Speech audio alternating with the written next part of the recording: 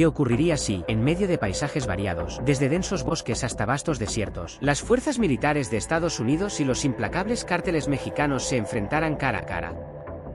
¿Sería capaz México de resistir el embate de su vecino del norte, con su formidable arsenal de tanques y aviones de combate? Y, más aún, ¿cómo afectaría esto a los millones de personas involucradas en el narcotráfico en México, quienes podrían ver amenazados sus intereses y su forma de vida? Sumérgete con nosotros en un análisis intrigante de lo que podría suceder si Estados Unidos decidiera atravesar la frontera y enfrentarse a México en un conflicto de proporciones épicas. ¿Alguna vez te has preguntado qué pasaría si las Fuerzas Armadas de Estados Unidos decidieran intervenir en México debido al problema del narcotráfico? Imagina que el narcotráfico se convirtiera en una amenaza tan grande para los estadounidenses que tuvieran que tomar medidas militares en el país vecino del sur. Planteemos dos posibles situaciones. ¿Qué ocurriría si Estados Unidos atacara directamente a las Fuerzas Armadas de México? Y, por otro lado, ¿qué pasaría si el ejército mexicano se aliara con los cárteles de la droga para combatir juntos a los invasores? Aunque suene improbable, existen casos históricos donde criminales y fuerzas del orden se han unido para enfrentar a ejércitos más poderosos. Analicemos cómo sería una posible invasión de Estados Unidos a México. En 2023, el congresista estadounidense Dan Ceal, representante de Texas, propuso una controvertida idea: que las Fuerzas Armadas de Estados Unidos intervengan en México para combatir el narcotráfico. Esta propuesta surge debido al aumento del consumo de fentanilo, una droga sintética extremadamente peligrosa que ha causado miles de muertes en Estados Unidos. Los cárteles mexicanos trafican esta droga, lo que ha exacerbado las tensiones entre ambos países. El congresista Dan Ceal culpa tanto a los cárteles como al gobierno mexicano por el tráfico de fentanilo, especialmente en Texas, y propone una operación militar para pacificar las zonas controladas por los cárteles. El presidente mexicano, Andrés Manuel López Obrador, rechaza firmemente cualquier intervención extranjera en su país y asegura que no permitirá que las fuerzas armadas de otro país entren en territorio mexicano. Aunque la propuesta de Dan Ceal no ha sido aceptada y muchos demócratas la consideran perjudicial para la relación entre ambos países, este escenario nos hace reflexionar sobre qué pasaría si Estados Unidos decidiera atacar a México militarmente. En este hipotético caso, ¿se unirían los cárteles mexicanos al ejército para combatir al invasor? Aunque suene descabellado, la historia nos muestra que en tiempos de guerra, incluso organizaciones criminales pueden aliarse con gobiernos, como ocurrió durante la Segunda Guerra Mundial, cuando los aliados trabajaron con la mafia siciliana para debilitar a Mussolini.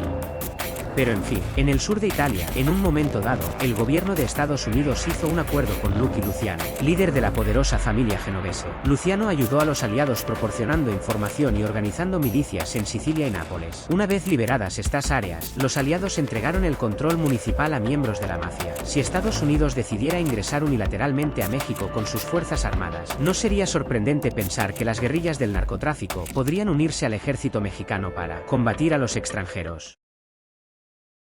En términos de números, si las fuerzas militares y civiles se unieran, junto con los sicarios de los cárteles mexicanos, México podría contar con casi 1 millón de combatientes listos para enfrentar al invasor. El ejército mexicano tiene alrededor de 240,000 soldados, junto con 80,000 en la Armada y 30,000 en la Fuerza Aérea Mexicana. Además, la Guardia Nacional, con más de 50,000 miembros, se sumaría a este contingente. Si agregamos unos 40,000 efectivos policiales, tendríamos casi 450,000 hombres armados preparados para la batalla, aunque esto es menos de la mitad de la fuerza estadounidense, que supera los 1,250,000 elementos, incluyendo guardias nacionales y reservistas.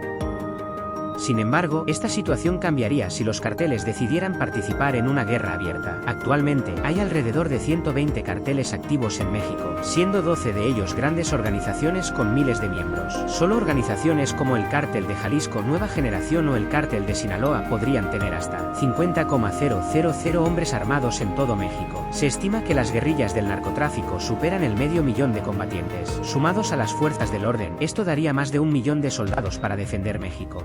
En cuanto al armamento, los carteles no se quedan atrás. Utilizan principalmente el AK-47, un fusil de asalto ampliamente disponible. También emplean armas estadounidenses como el ARC-15 o el M16, equipados con lanzagranadas y miras tácticas. El ejército mexicano utiliza el FX-05 Yucuatl, un rifle de asalto, así como fusiles francotirador. Además, los carteles tienen acceso a camionetas blindadas con ametralladoras Browning que pueden disparar hasta 550 proyectiles por minuto.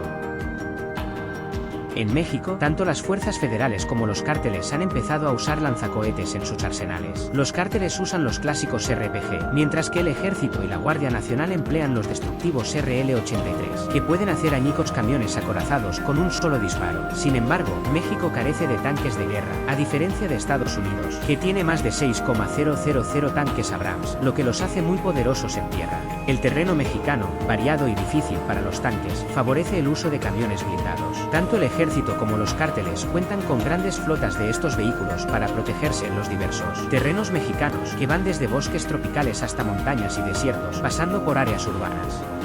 En cuanto a la superioridad militar, Estados Unidos tiene aviones de combate como el F-22 Raptor y el F-35, además de una flota de portaaviones que podrían rodear México y atacarlo desde el aire y el mar. Sin embargo, la historia muestra que los estadounidenses han tenido dificultades en guerras de guerrillas, como en Vietnam y Afganistán. Si Estados Unidos invadiera México, al principio podría tener una victoria rápida, pero a largo plazo, la resistencia de las fuerzas mexicanas y los cárteles, junto con el apoyo popular al narcotráfico, podrían desgastar y hacer insostenible la ocupación.